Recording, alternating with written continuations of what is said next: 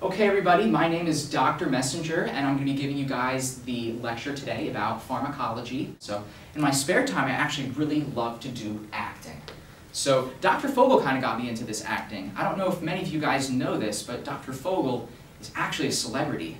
So Dr. Fogel used to be a stuntman for Jason Sudeikis. So I went ahead and I decided to also contact Dr. Fogel's agent to see if I could maybe get a part doing some acting. So I was lucky enough to land the role of Katherine Heigl's stunt double in Grey's Anatomy.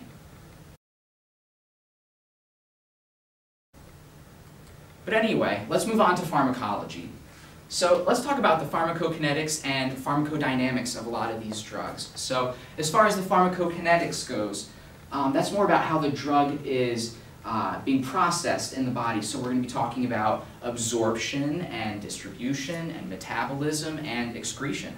Now, here's a little bit of a brief history lesson for you. Does anybody know who this is? No? This guy right here? No? Yeah? Yeah, in the back, Nolan. Yeah, do you know who this is? Yeah, Adolf von Baer, he invented barbituric acid. Exactly, yes, you're very right. This is Adolf von Baer. He was the one who invented barbituric acid. Does anybody know who this is? That's Raymond Ahlquist. He discovered the subtypes of adrenergic receptors. Nolan, just out of curiosity, how do you know all this stuff? I sleep with my books. That being said, I'm going to give it off to Dr. Linder, and he's going to continue with his lecture in systems pathology. Okay everybody, so my name is Dr. Keith Linder. I'm going to be lecturing about pathology. One of my favorite things to lecture about in pathology is skin pathology. So let's dive right in here. We're first going to be talking about leukotrichia, and leukotrichia is when we have some sort of loss of pigment from the hair shaft, and this can be caused by a variety of reasons. The hair, if it grows back, is going to be more of a gray colored or just not having any pigment at all whatsoever. So some of the ways that this looks, we have alopecia areata, which is an autoimmune skin disease, which can cause damage to the melanocytes and the hair pigment. We also have age-related graying, and we can have irradiation of nasal carcinoma. That can also cause damage to the melanocytes, causing whiteness to the hair. Now, I want to move more on and talk about this age-related graying here. You know, if we have some age-related graying, it's going to be kind of manifested in the face here, maybe even on the sides. And if I do say so myself, that is one handsome devil with a nice salt and pepper look to the hair and the beard. Now, I have to say, if I get older and I start to get more gray, I might end up using this new product, Just for Men Touch of Gray, so that I can look like an even more handsome devil with a salt and pepper look. Dr. Linder, I think you have something on your shirt right there. Oh, well, I guess you're right. It appears that I do have some sort of material on here. I guess by the looks of it, I'd say it might be a little lymphoproliferative or possibly caseous material. Let's go ahead and do a punch biopsy with my tongue and we'll go figure out what this is. While using my expert histopathological senses here, I'd say that this might be Grey Poupon mustard. I'd say maybe a Dijon blend. It has a little bit of a kick to it. I think it probably came off of my hot dog when I was eating it for lunch. So I guess if you excuse me, I'm going to go ahead and change my shirt and I'll be right back here to finish the lecture. I'm going to pass it on over to Dr. Flowers and he is going to be teaching parasitology for the rest of the time until I come back and finish up the lecture.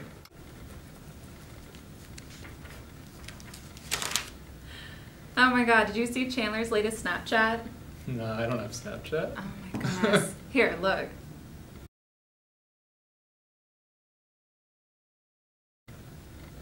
Is this Dwight? Yeah, Dwight's his cat. Oh my god, that's ridiculous. Yeah, they often have date nights. Vet school is way different than I thought it would be.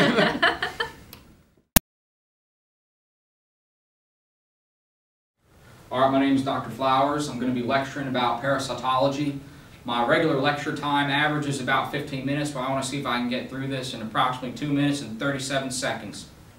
Okay, we're talking about ticks, 8-legged arachnids. We're going to be able to differentiate the males from the females based off the scutum. Now, scutum is going to be very ornate in a female. Scutum is going to be non-ornate in a male. Hey, check out the scutum on that female, huh? Talk about an ornate one. Boy. You can't say stuff like that, man. What? Oh, no. I'm talking about Dermacentor variabilis, man. What are you talking about? Get your mind out of the gutter. boy. Alright, we're going to move on to some more parasites here. We've got Ancyloplacephala profoliata, Fossiloptera, Paragonymous kellicati, Toxoplasma gondii, Diploidium cainum, Spirometra, Trypanosoma cruzi, and Leishmanian phantom. Alright, I'm done with you. Dr. Vagani is going to give you another lecture now.